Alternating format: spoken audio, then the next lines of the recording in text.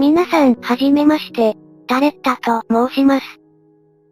今回は、おじさんの物語というゲームをプレイしていきます。初見です。では、早速始めてみましょう。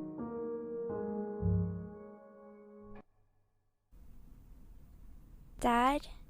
Aren't you sleeping yet? It's time for bed, honey. Dad, I can't sleep. Can you tell me a bedtime story? All right. What do you want to hear? Something about an adventure. I think I know just the thing.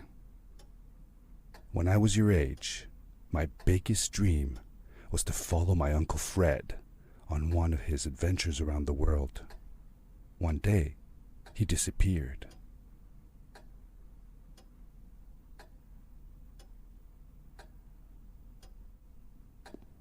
I stepped into the lobby of my uncle's house.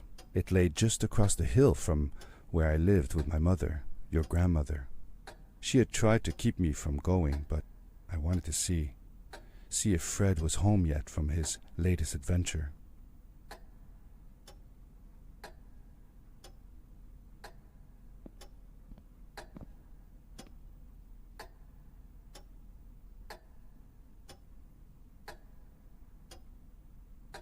お母さん宛てのメモがあるね。旅に出るって書いてある気がする。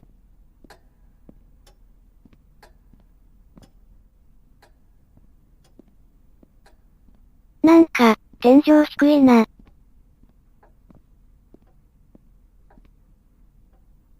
My uncle used to send me postcards from his long journeys.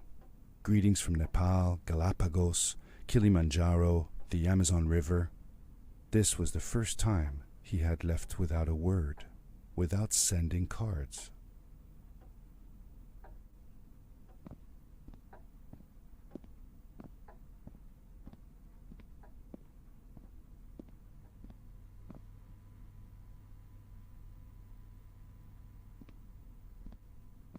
おお、雪積もってる。これはお母さんも止めるわな。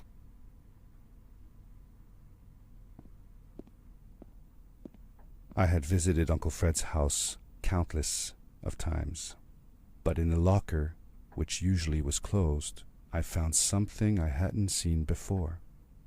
It was an adventure suit. It resembled the one that Fred used, but smaller in size. Curiosity got the better of me, and I tried it on. It fit like it had been custom made for me. "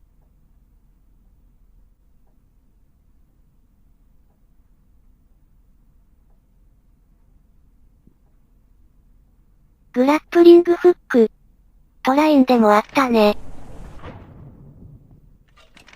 The most mysterious room of my uncle's house was the observatory. There he kept his newest experiments, and right now it held a pad used for disposing of garbage. Uncle Fred had warned me not to touch any of his things. But, as I said, I was a curious child.「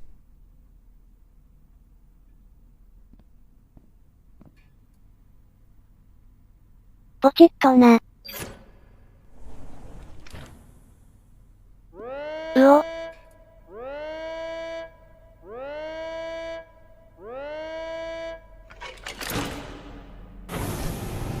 雪？なんか勝手に歩いてる。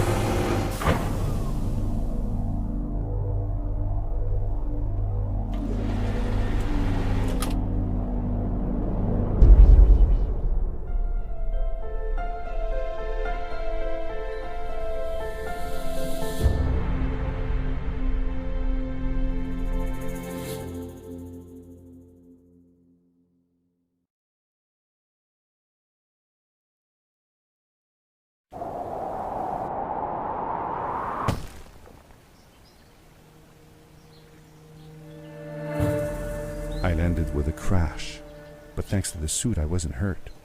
I had no idea where the pad had taken me, but back then, I didn't care so much about where I was going, or how I would get home. 勝手にスーツ着てなかったら、死んでたね。ゴミが落ちてる。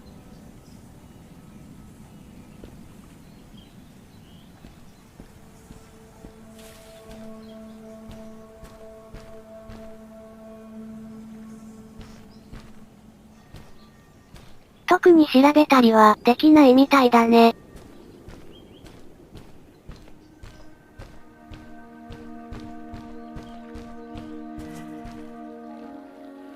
チェックポイントか。The suit protected me from falls on the ground, but not in water. I couldn't swim with this thing on. Best be careful. 落ちたらゲームオーバーってことね。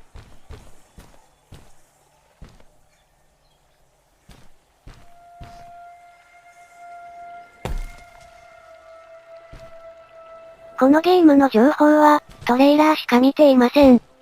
さらに初見プレイなので、カット編集もしつつグダグダにならないよう頑張ります。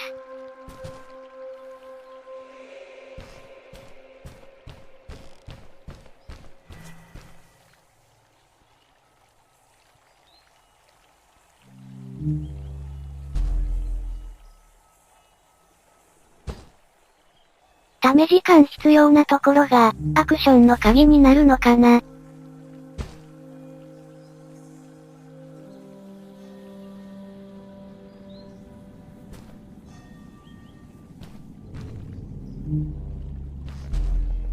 I was sure that someone had been here before me.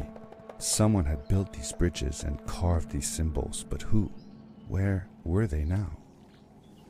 普通に考えて、おじさんだよね。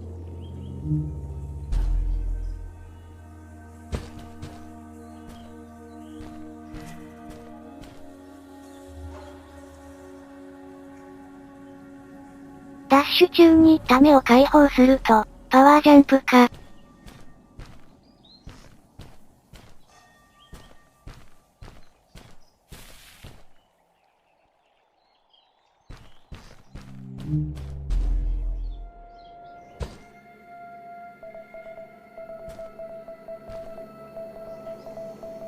I found a strange gizmo, some sort of measuring tool that Fred must have built.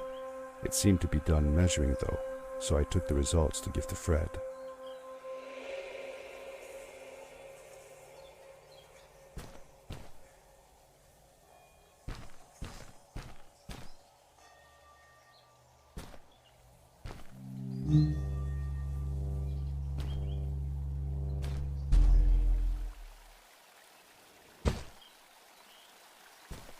あ、何やってんだ。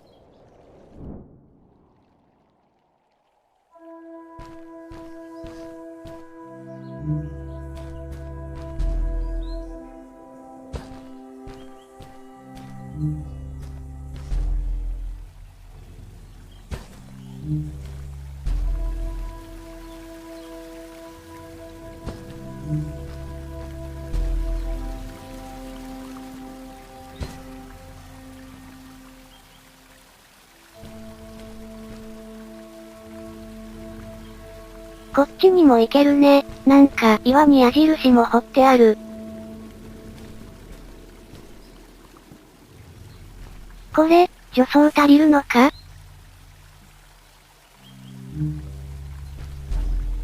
いけた。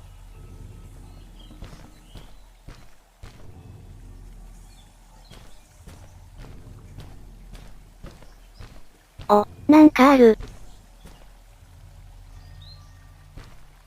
How did you know Fred had been there? Well, I found a small campsite, where Fred must have slept before going further into the caves. I knew it was him, because the place was littered with empty packages of his favorite hiking foods. Canned soups, tube food, and instant noodles. Tube food? That sounds gross. Oh well, it's not that bad. One winter, Uncle Fred and I went hiking into the mountains, and we were surprised by a blizzard.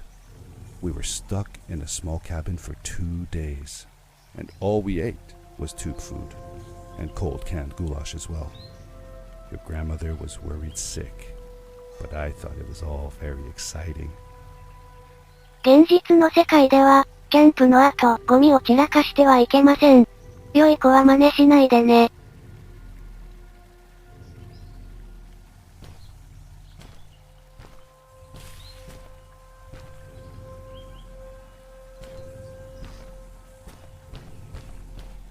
お父さんの話題が出てこないけど、いないっぽいね。だから、おじさんにべったりなのかな。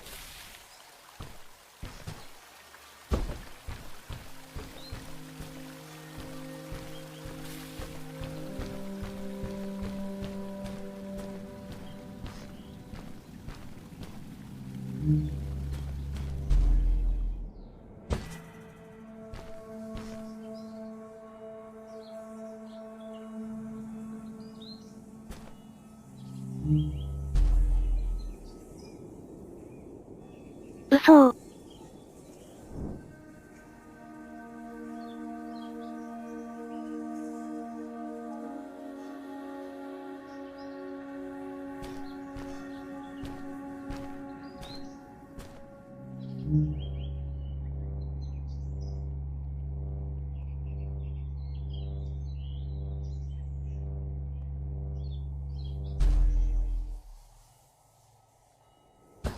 よし。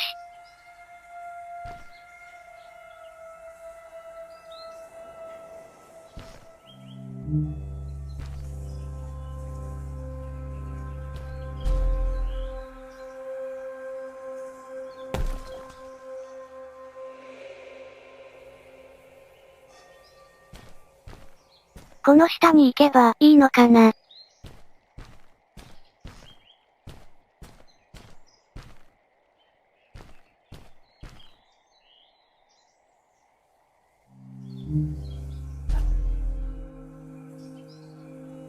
ひょー。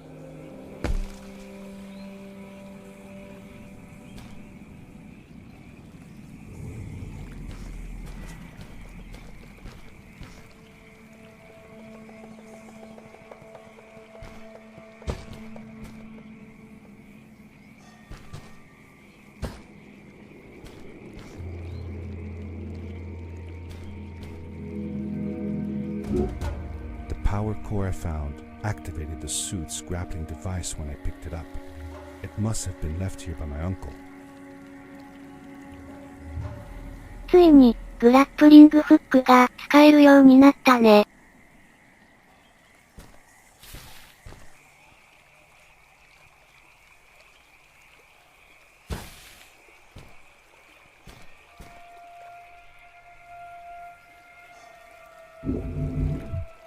あ、途中でボタン離したらダメなのか。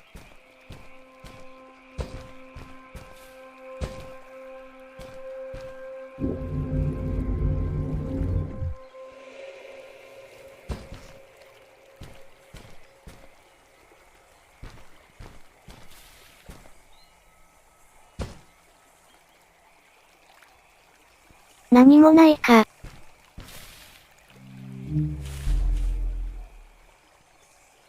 ずっと気になってたけど、子供にしても視点低いね。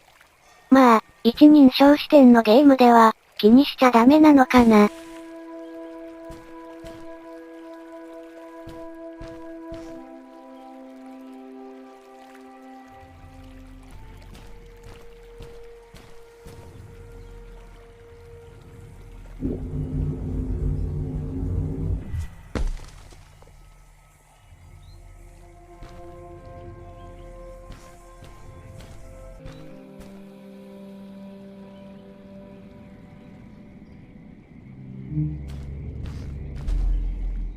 The grappling device left a sort of symbol everywhere I grappled.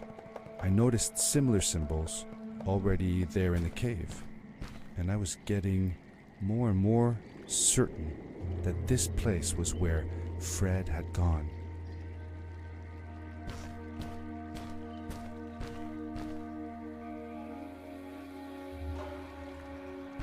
洞窟って、この先か。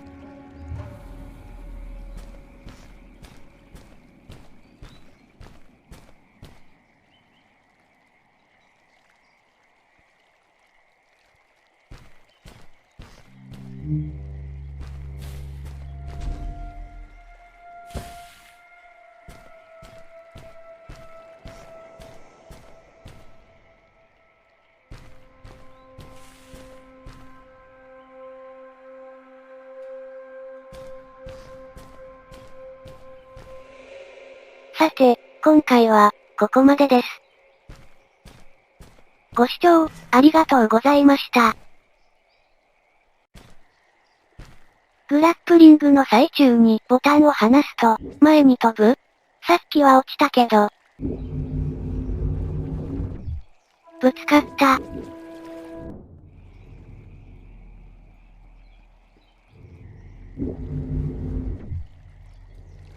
お、いけそう。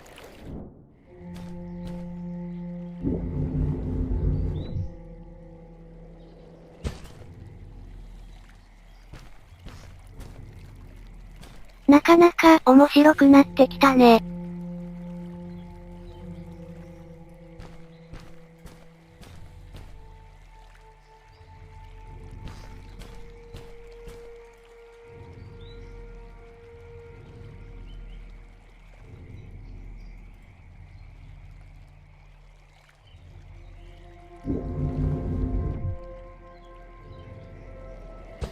あ、行き過ぎた。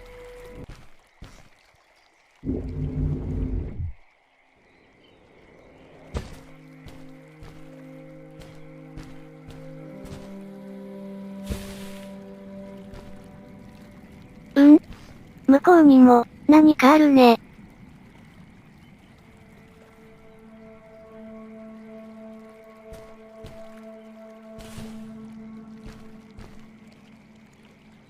順路は、こっちっぽい。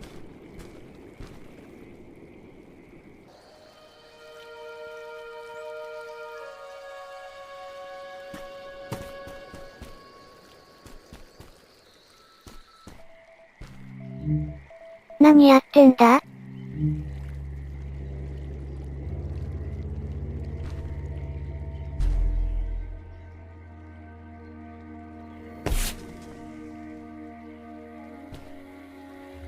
あれ、音止まったけど、これでいいのかな？戻るまでカット。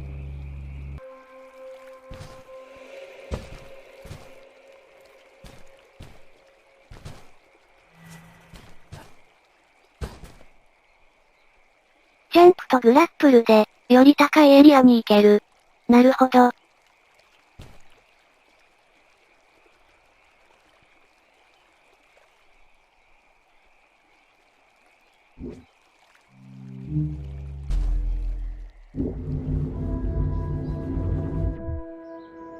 え？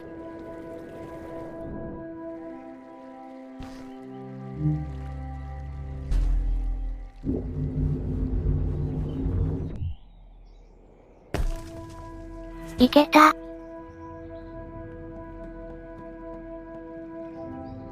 The adventure suit was fantastic. By combining a power leap with a grapple, I could fly long distances through the air at great speed.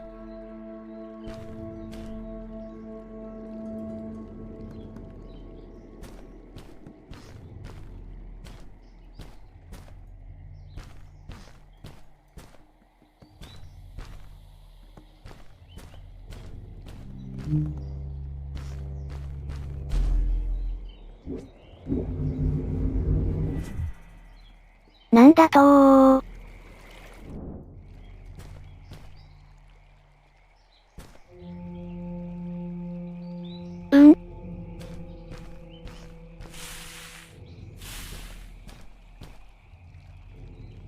落ちたけど、チェックポイントは通過できてたみたいだ。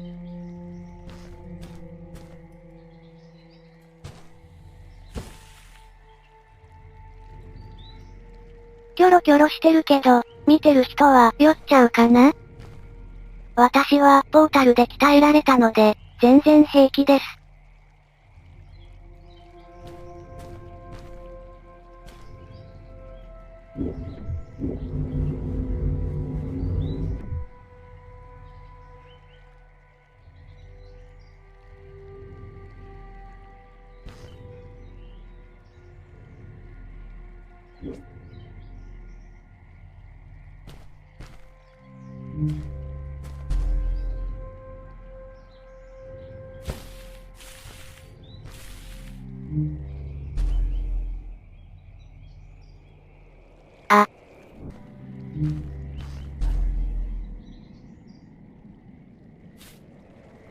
何度か失敗して、コツをつかみました。下を見ながらだとやりやすいね。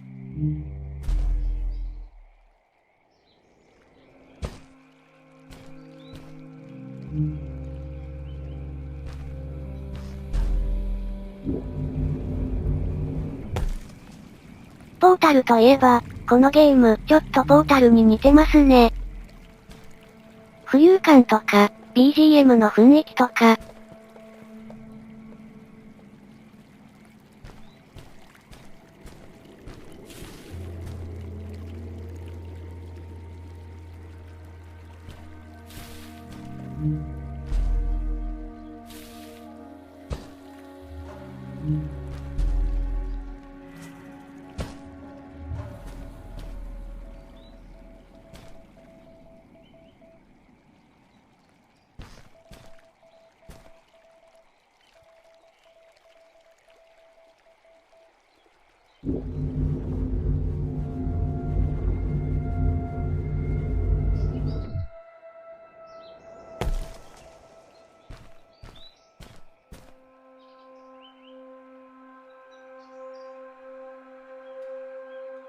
次は、あそこだよね、多分。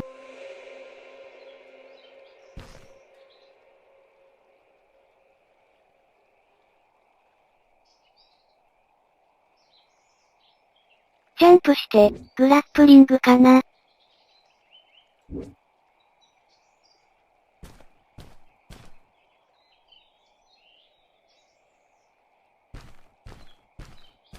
他の道、ないよね。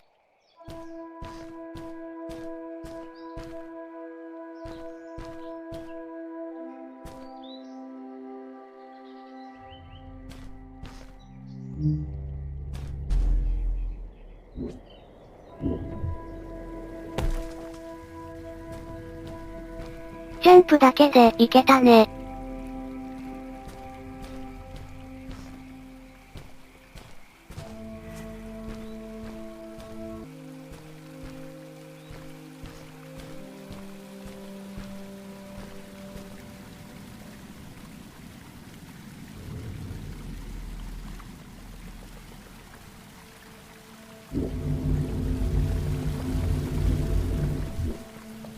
なるほど。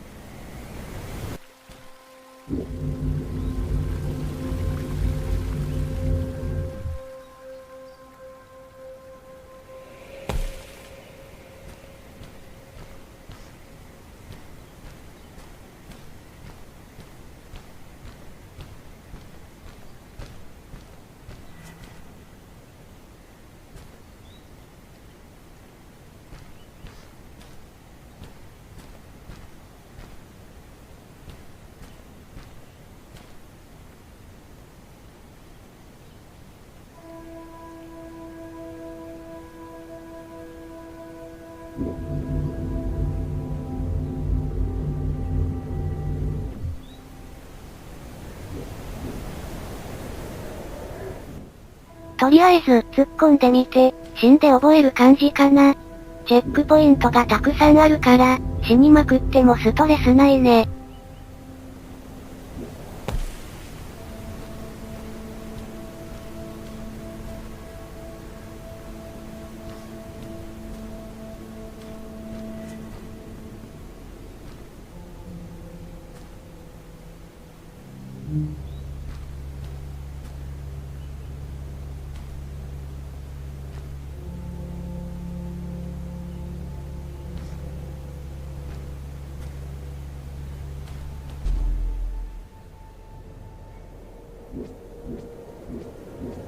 あれじゃないのか。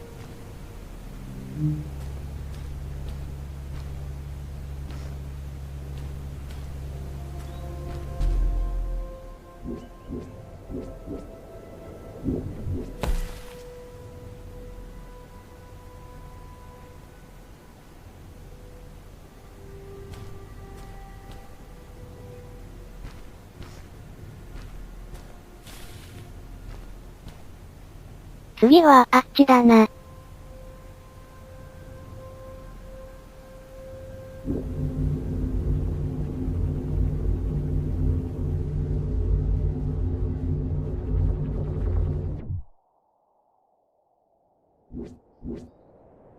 早すぎた。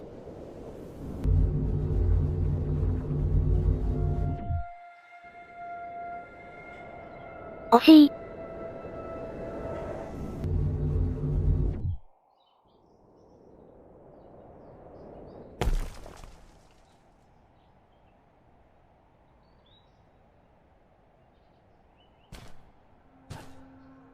なんか見逃してそうで気になるね。そろそろおじさんとの思い出話とかありそうなんだけど。私が下手すぎて長く感じてるだけかな。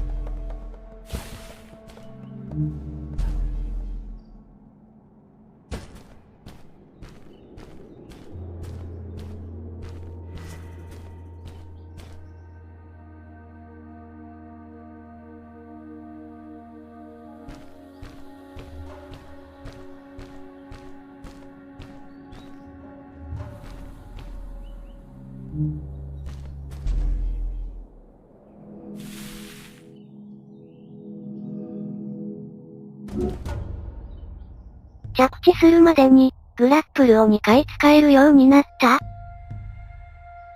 今まで、それ、無意識にやろうとしてたよ。だからできなかったのか。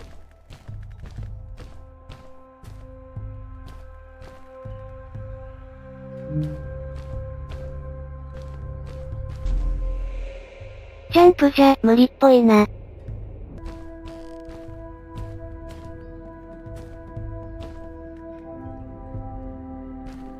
ゲーム的に考えれば、グラップル2回で突破するはずなんだよね。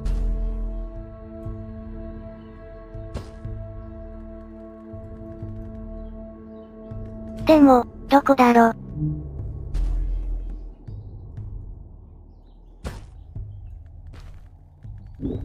あ、そこ行けるのか。光ってなかったから、無理だと思ってた。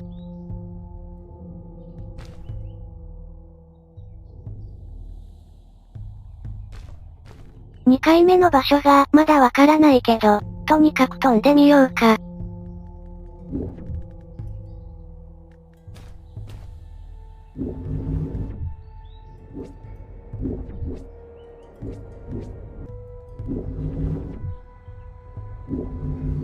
そこか。変な軌道だったけど、なんとか行けたね。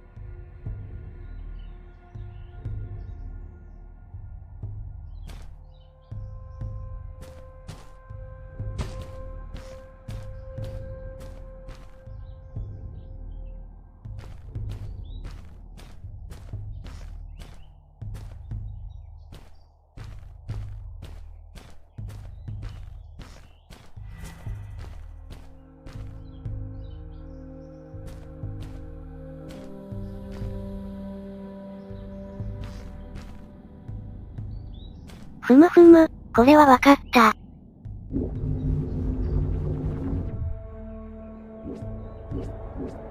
あ。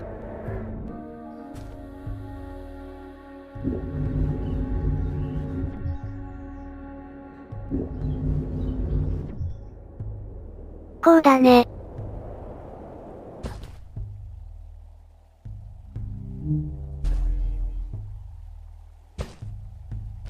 なかなか1回で成功しないな。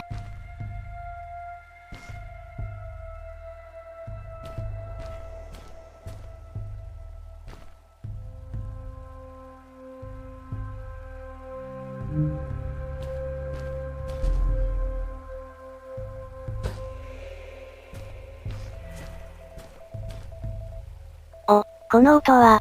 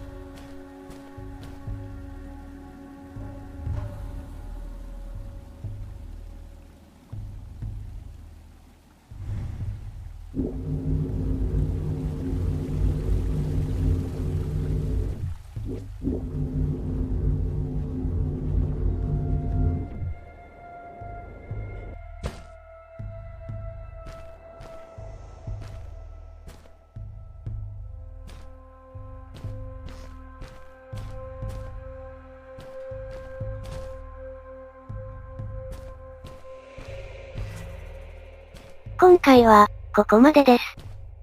ご視聴、ありがとうございました。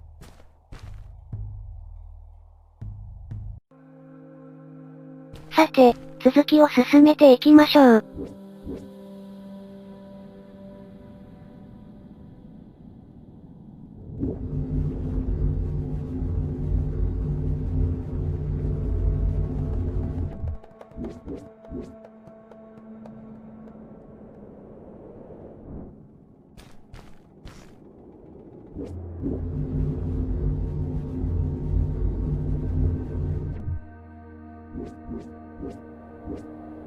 タイミング、難しいな。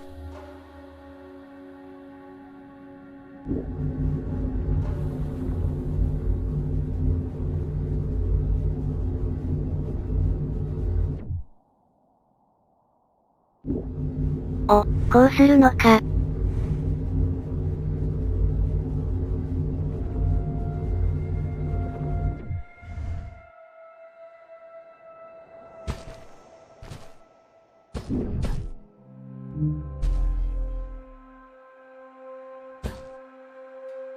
矢印きたー。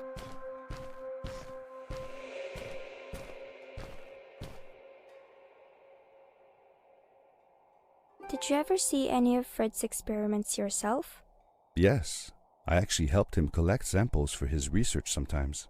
To learn about them? That's right. We found all sorts of things. One time, we went to the forest and found a small pool of water that was full of eggs. Eggs? Were there chickens in the forest? No, not chicken eggs. These were small and jelly-like. Hundreds of them. Fred told me that they were frog eggs. He was in for a surprise though. Guess what happened? What? What happened? Well, we took some eggs back home, and one day, Fred woke up with bites all over his body. Turns out, it wasn't frog eggs after all. It was mosquito eggs. Ah, poor Fred. I know.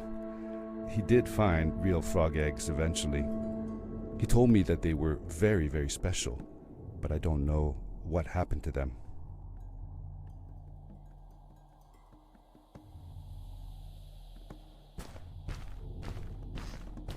蚊の卵って、カエルの卵に似てるの？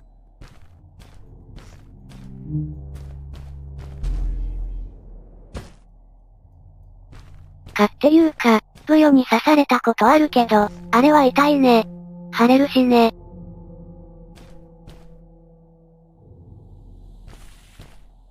カエルの卵なら、子供の頃に育てたことあります。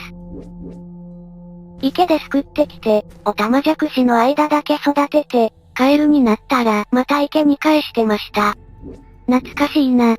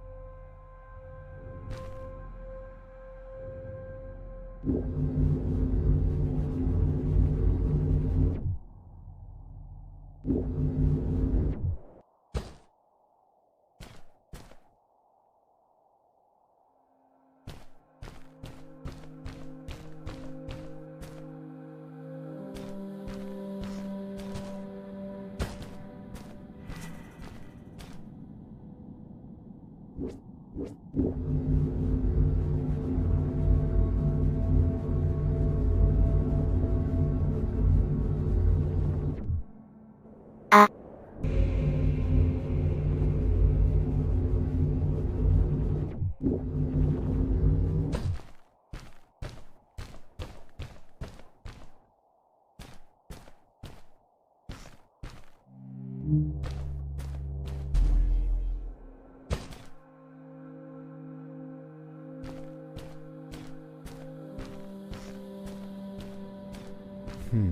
These blue lights. Did Fred put them here? Or was somebody else here as well?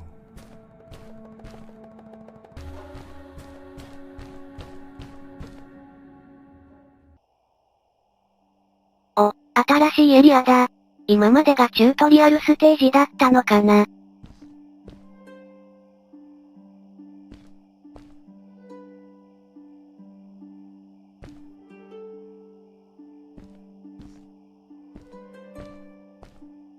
優しい BGM だね。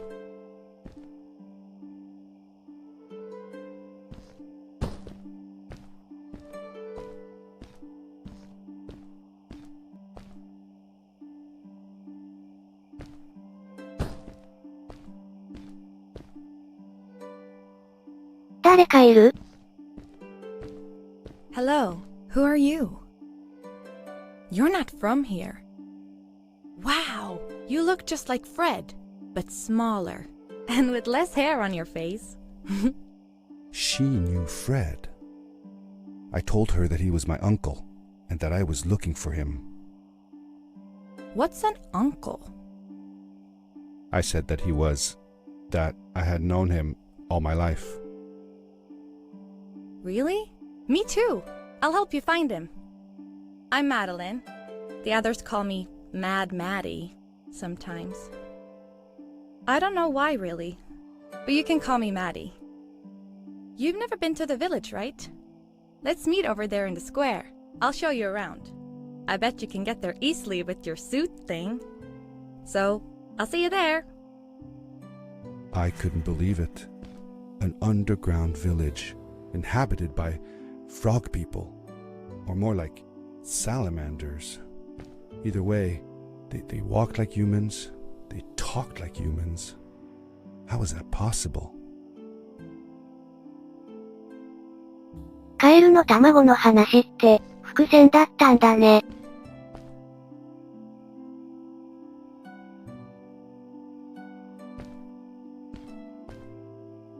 あれが村って言ってたな。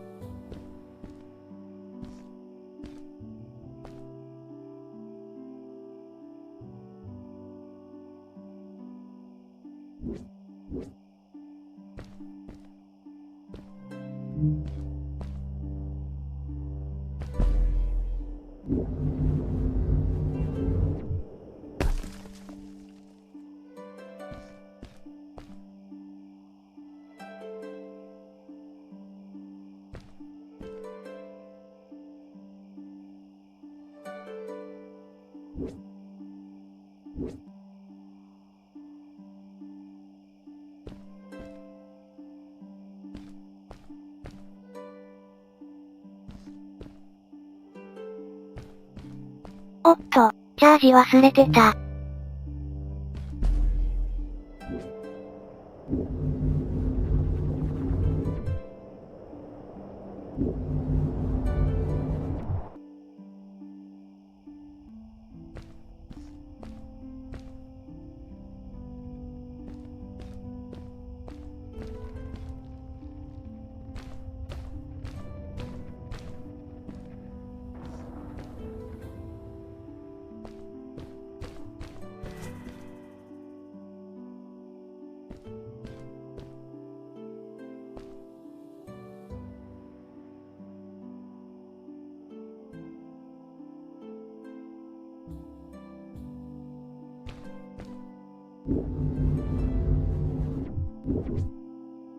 つい話しちゃうのは、なんでだろうね。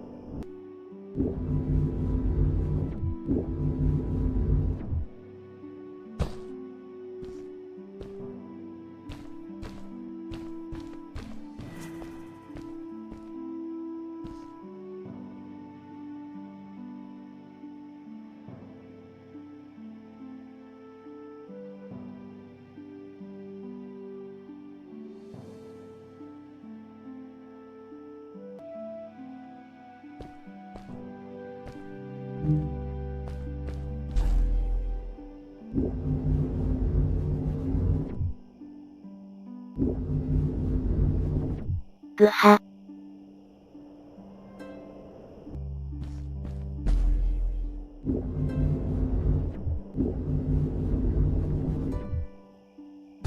な無理やりだったね。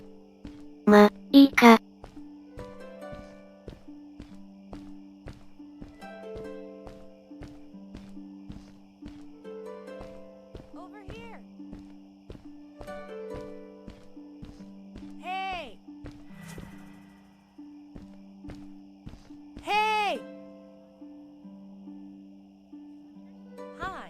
Welcome to my village.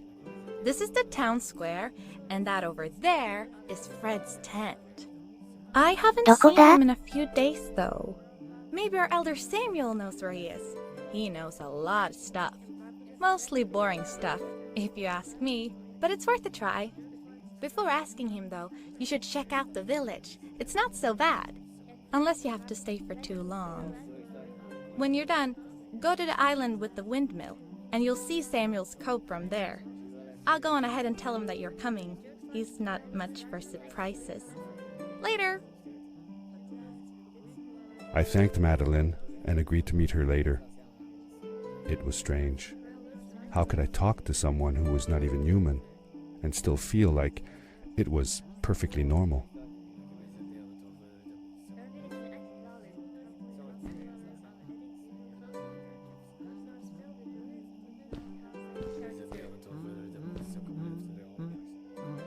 それじゃあ、マドレーヌちゃんが言った通り、村を探索してみましょうか。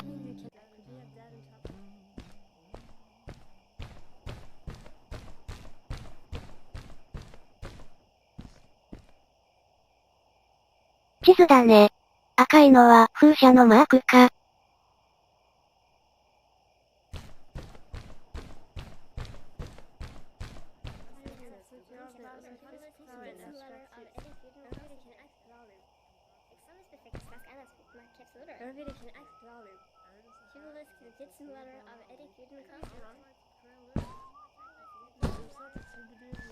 ポスター？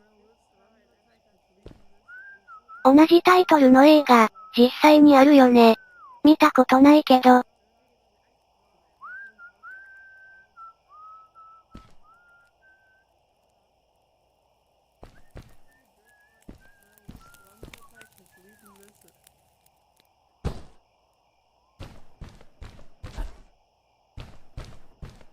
It looked like most of the shacks in the village were built out of trash. Trash from our world. It was, after all, a garbage disposal pad that took me here. なるほど。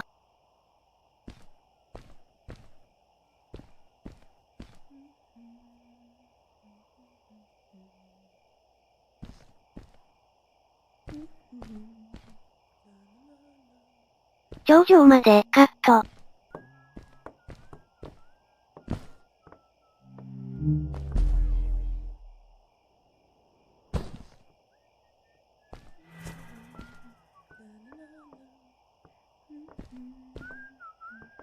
ライラかな？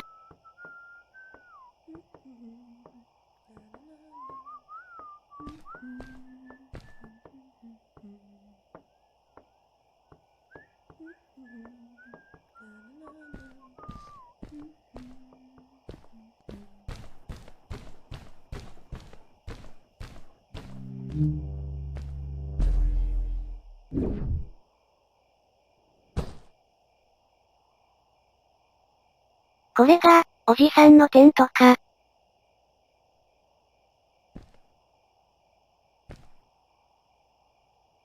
星の観察をしてたみたいだね。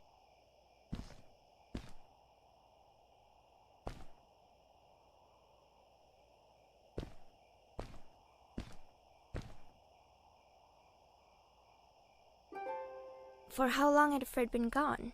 I'm not sure. A couple of months, I think. Less than half a year for sure.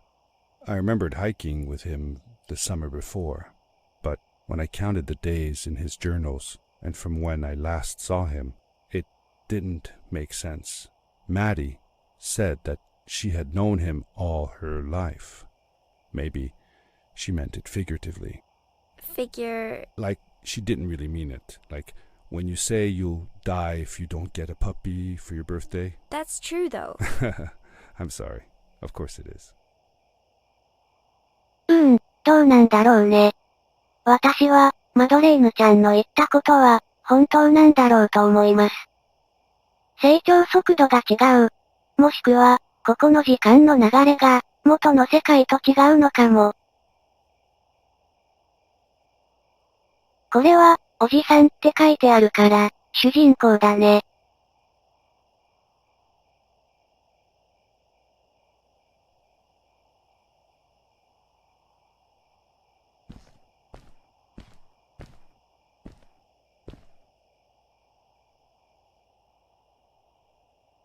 上から眺めると、すごく綺麗だね。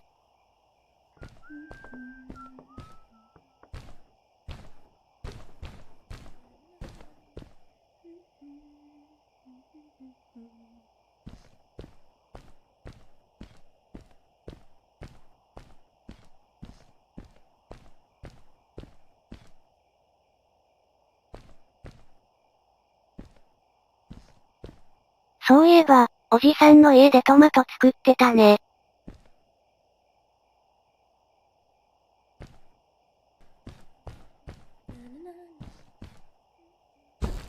これが、風車か。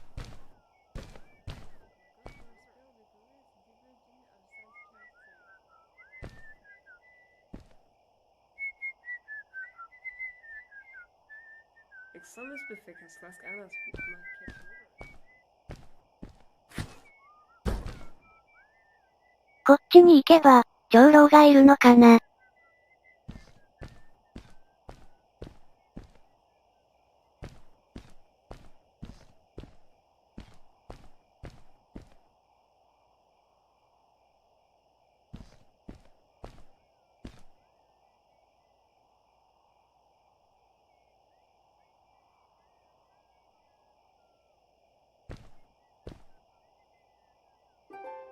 Did Fred have any kids of his own?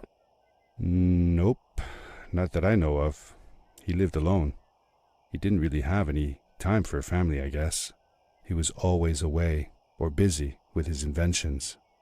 He could be gone for months at a time. I never knew how soon I would see him again. Don't you think he felt lonely then? I think he was too caught up in his projects to feel lonely. It seems like he found new friends in the village, though. Maddie seemed to be especially fond of him, taking after all that he did. Maybe Fred was like a father to her. She didn't have a real father, right?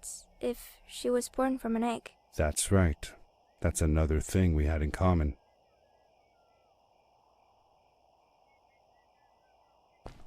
3匹の子豚を訳したのかな。さて、今回は、ここまでです。ご視聴、ありがとうございました。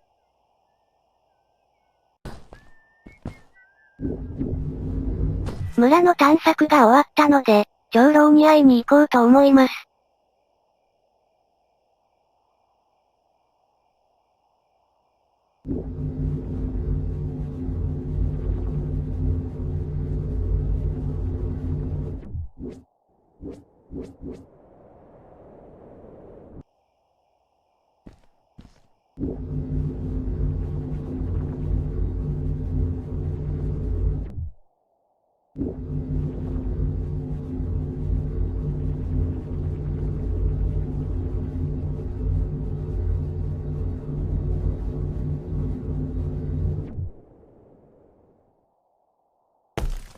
ギリギリだった。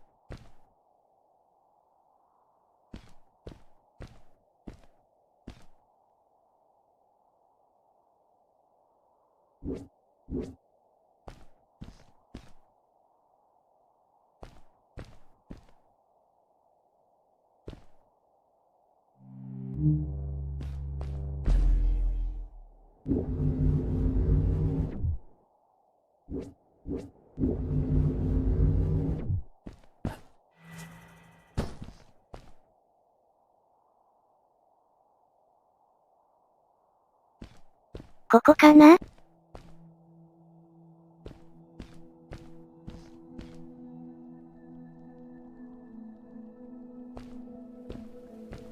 ？A stranger in our halls. Welcome. Our name is Samuel. and we will do our best to assist you. Please tell us what brings you here. I told him that I was looking for my Uncle Fred. We should help. Do you know where he is? Fred left us without a word. If you aspire to find him, we can share with you a sacred crystal, a power core. Fred used their kind to power his suit. You can have it if you return our Fred to us. The crystal? Sweet! Madeline, that was inappropriate. Your help will not be necessary. The crystal is not for you to have. What? I want to help finding Fred. Why couldn't I? Please, Madeline, that is impossible. None of us may enter the chasms. It is too dangerous. What's the danger? If Fred can do it, so can I. I say this for your own protection, Madeline. You are forbidden from entering the chasms. Just because you're afraid of what's outside the village doesn't mean I am. I'm nothing like you. I'll never be. We apologize. It is true that we want to keep her safe, but she does not understand. Behind us is the power core. Take it and go into the chasms. Find Fred, and if you see Madeline, take care of her. Be safe. この人、自分のことを複数形で呼んでたけど、何か理由があるのかな。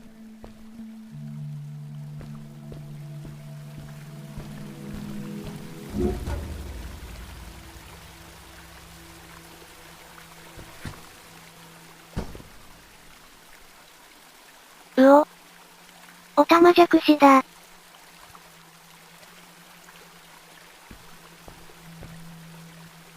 クリスタルのパワーで、突然変異したのかな。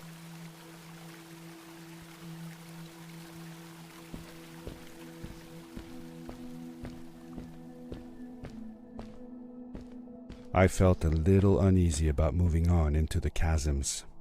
If it was too dangerous for Maddie, would it be safe enough for me? ほんとだよ。主人公も、子供なのにね。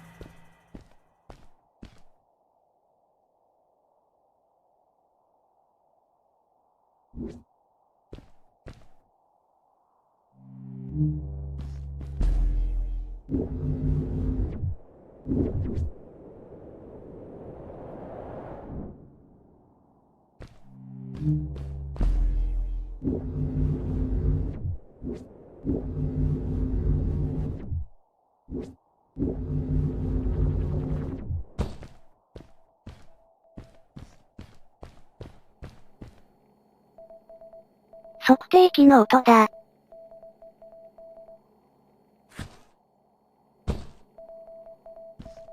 下かな。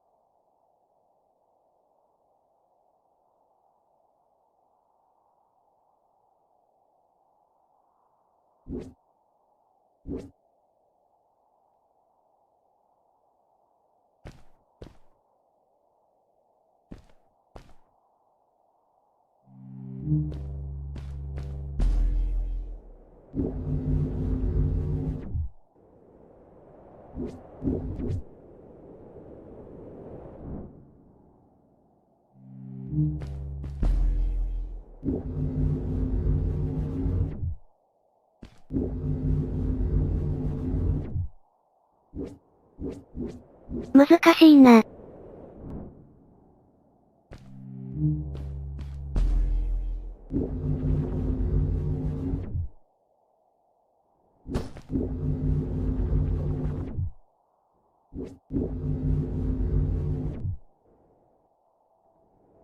惜しい。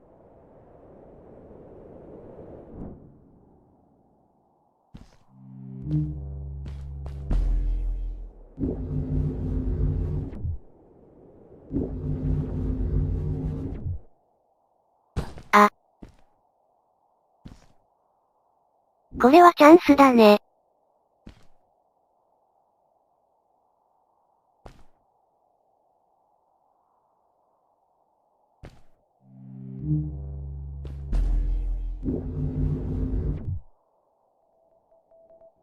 やっといけた。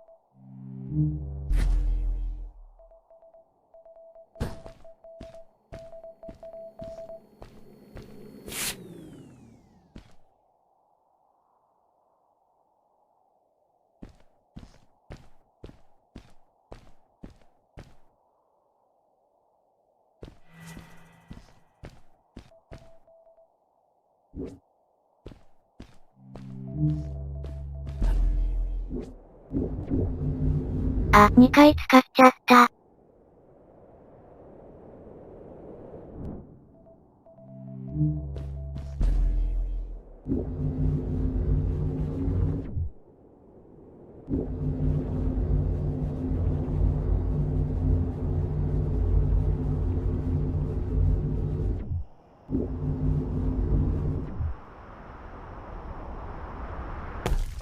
Darkness swept over me as I left the glittering lights in the village behind me and headed for the ominous shadows of the chasms.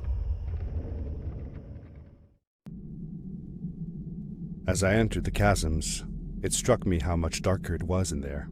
The shadows were black as ink, and although I tried not to be afraid, I couldn't help but shiver. Was it the darkness that frightened the villagers as well, or was it something else?「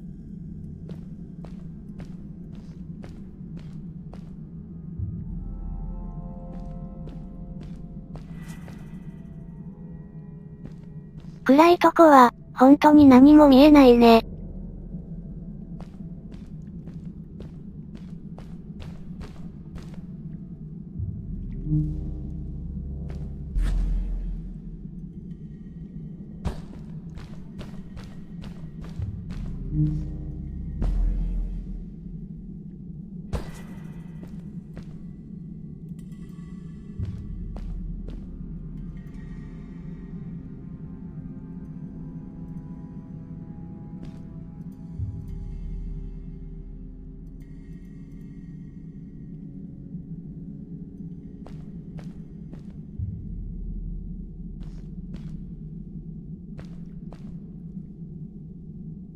あっちにも、何かありそうだね。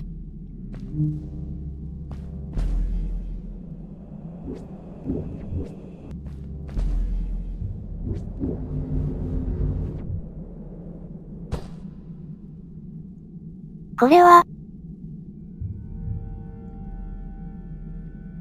Tell me something else you did with Fred.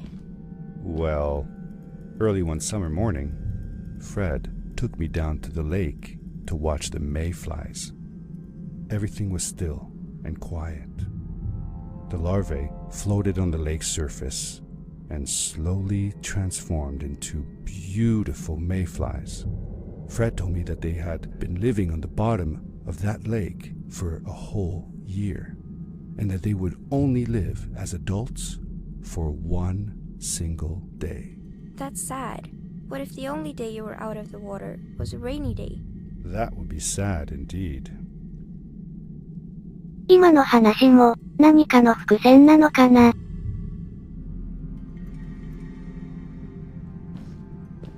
元の場所に、戻りましょう。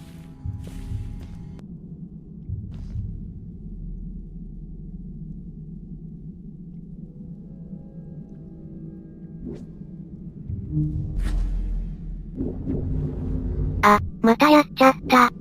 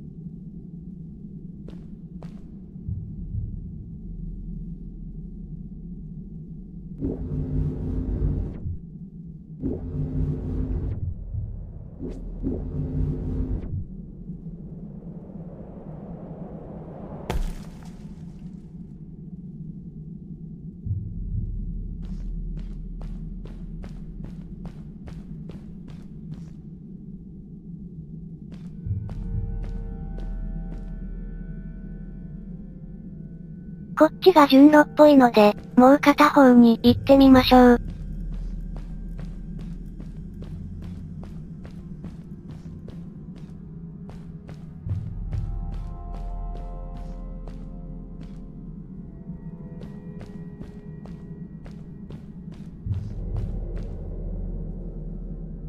なんだろ。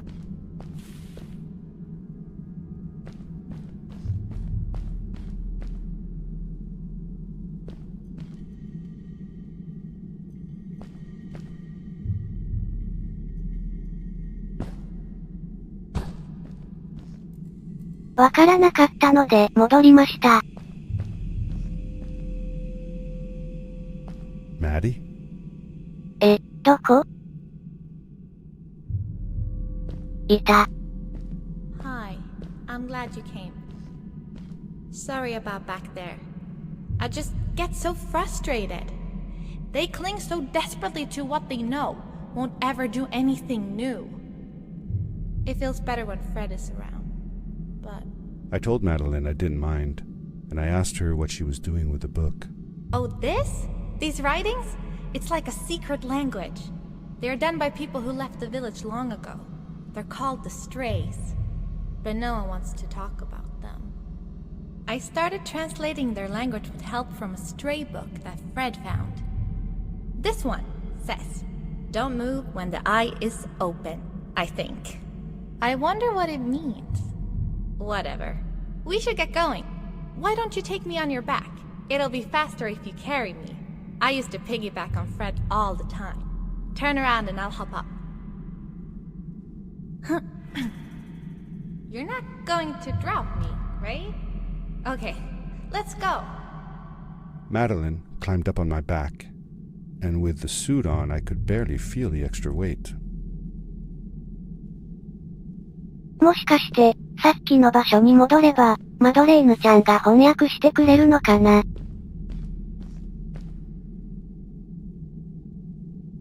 行ってみましょう。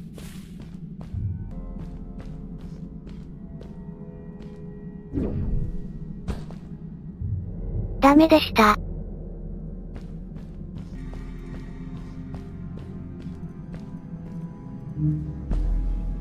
The winding, narrow tunnels felt like they were closing in on me. They were oddly long and twisting, almost like someone, or something, had dug them out. With Maddie on my back, I had to be careful not to bump her head on the ceiling.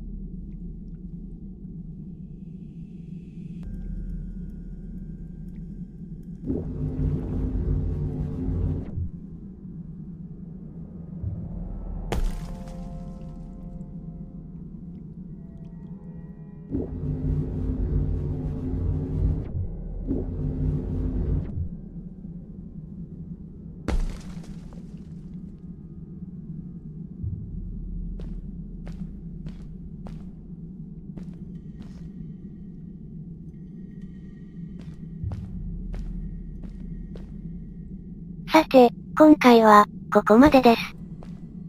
ご視聴、ありがとうございました。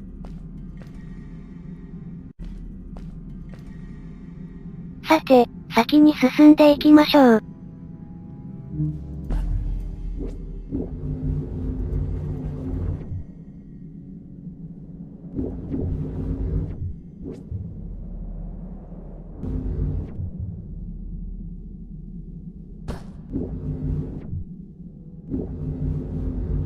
くそー。あれ？引っかかった。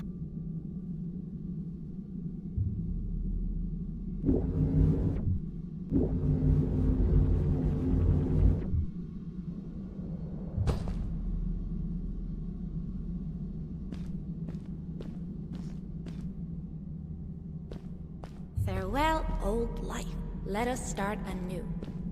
The Strays were ordinary people living in the village long ago.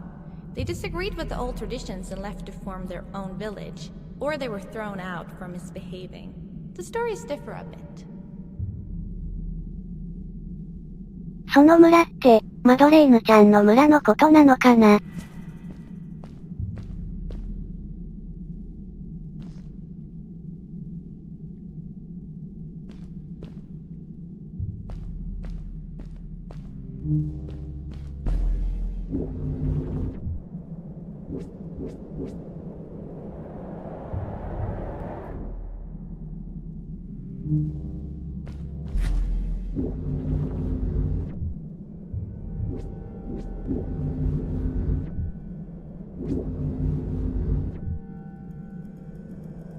惜しい。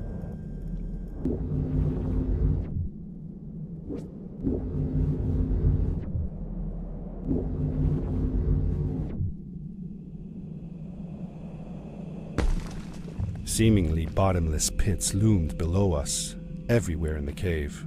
The further we got, the more I felt like what faint light existed down there was getting fainter. I was really glad that I wasn't alone. .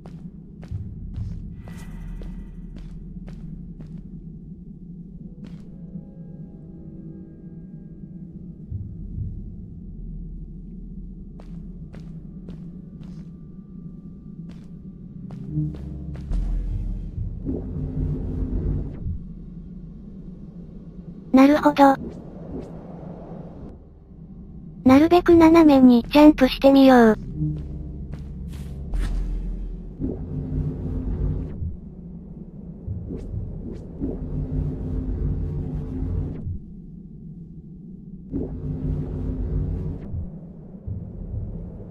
Beware of what?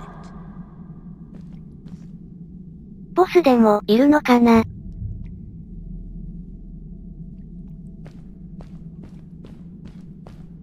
また左が順路か。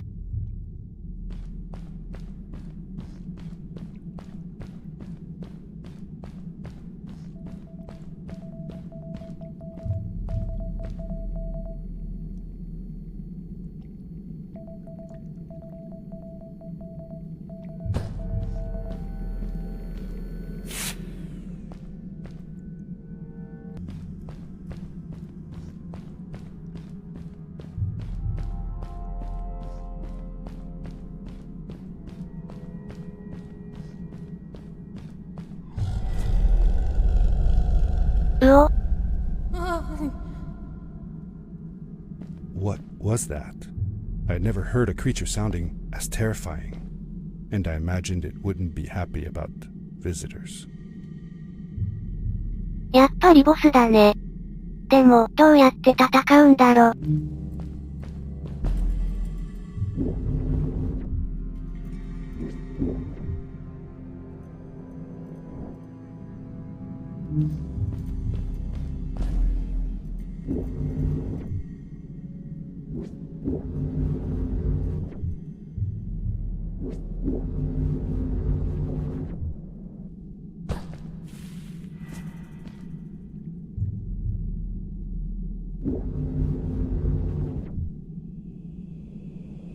矢印だ。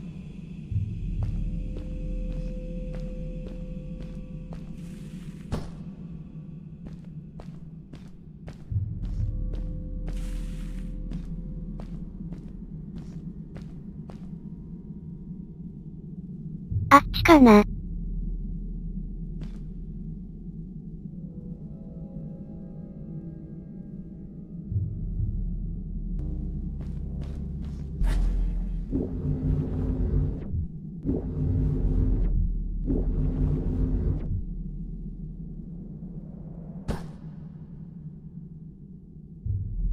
You really missed Fred, didn't you? Yeah, I sure did. I used to go to my uncle's house every single day after school to check if he was home. I loved it when he was. I got to help him with his inventions, and he told me stories of his adventures. Like you and me, Dad. Oh, yes. My mother didn't like it, though. She didn't want me to be there at all. Called it too dangerous. I didn't understand why then. It made me upset. But Fred and Grandma were brother and sister. Why did they fight? They weren't fighting, really. They were just different from each other. I longed for the time when I would be old enough to follow along on one of Uncle Fred's expeditions. But my mother never let me go willingly. Fred assured her that it would be all right, but she never seemed to stop worrying. でも、それは仕方ないね。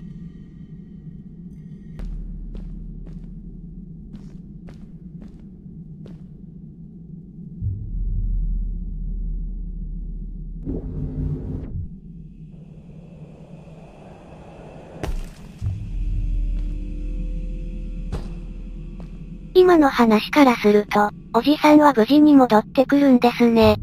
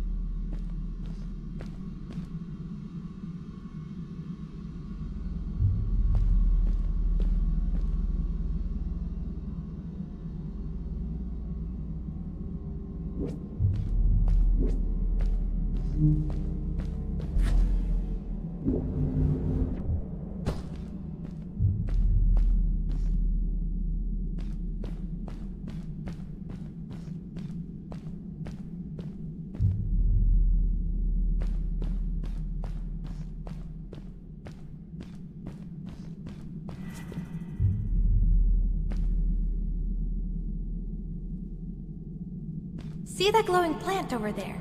I bet something will happen if you use your grapple on it. Told you so. マジか。前回の分かれ道のところで、私グラップル試さなかったっけ？あそこで光らせたらどうなるのか気になりますね。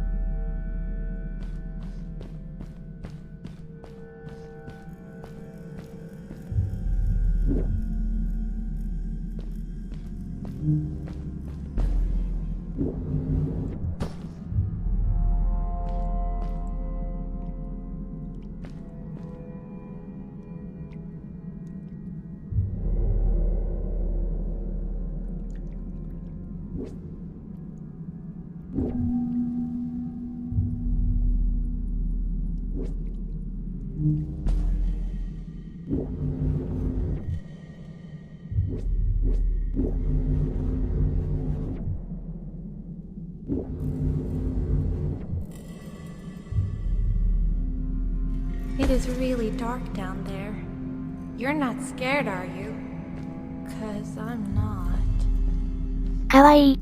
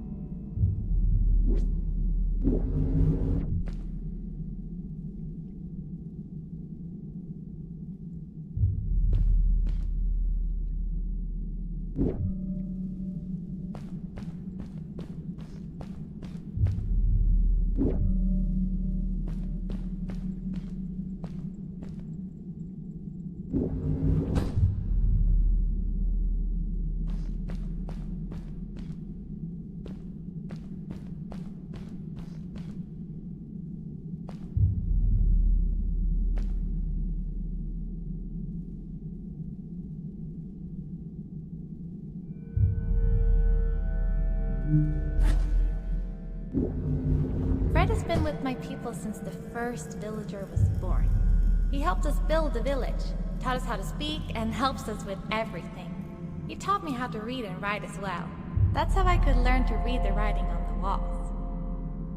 ふむ、それだと、流浪の民と、おじさんのいた時期は被ってるのか。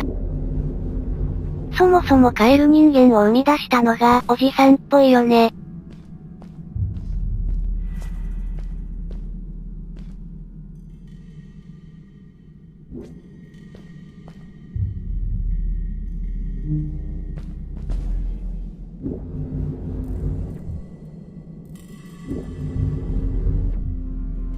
飛びすぎた。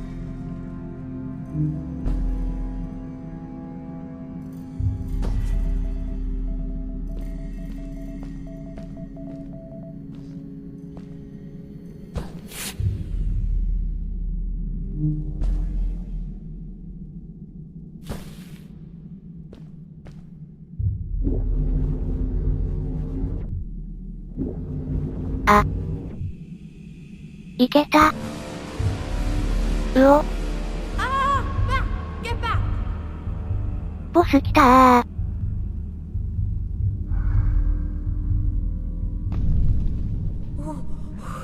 Whoa! Dude! I think I figured out what that writing was going on about. Maybe we shouldn't charge right out in front of that thing. Remember what it said. Don't move when the eye is open. OK。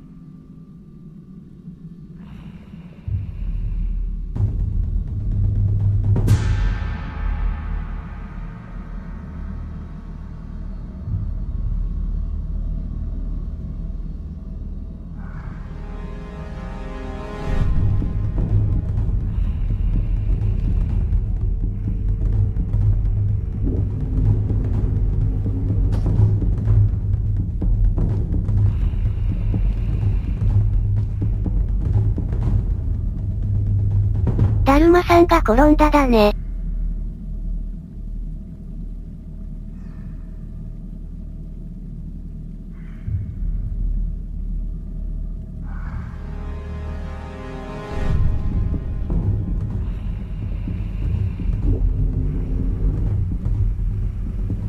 危ねえ。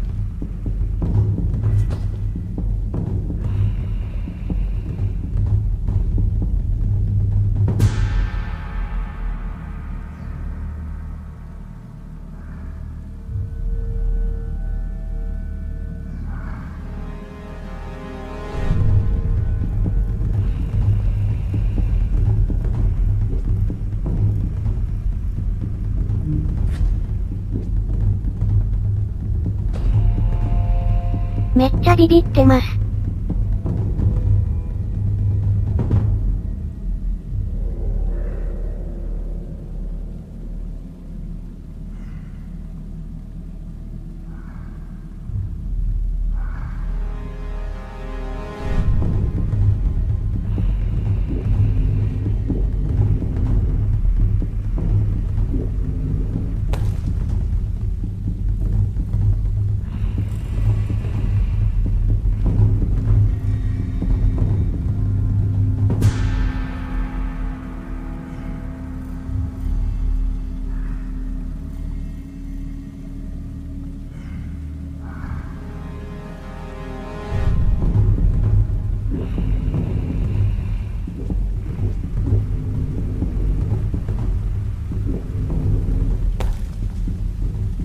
近い。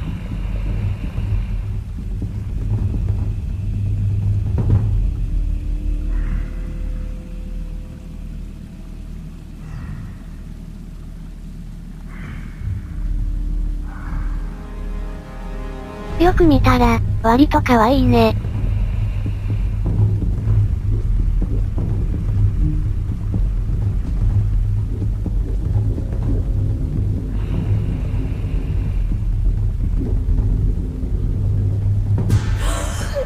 何？見つかった？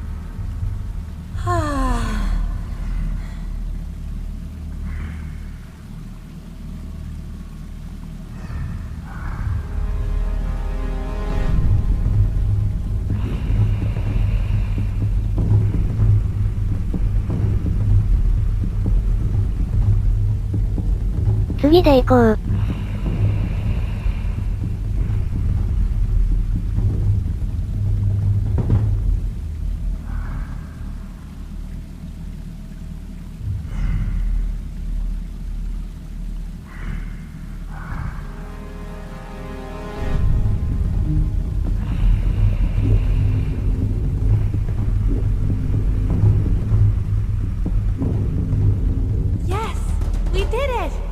You're awesome. I knew you had it in you. That was close. We had made it through, and I felt like nothing could stand in our way of finding Fred. 倒すわけじゃなかったか。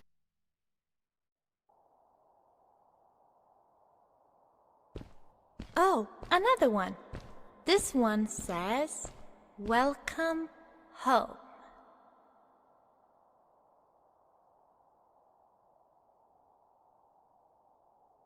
なんだ？まさかこれで終わりじゃないよね。お？ Whoa! This is it! This is where the Strays built their village. And what a beautiful place they chose. Just look at the sky. It is so big.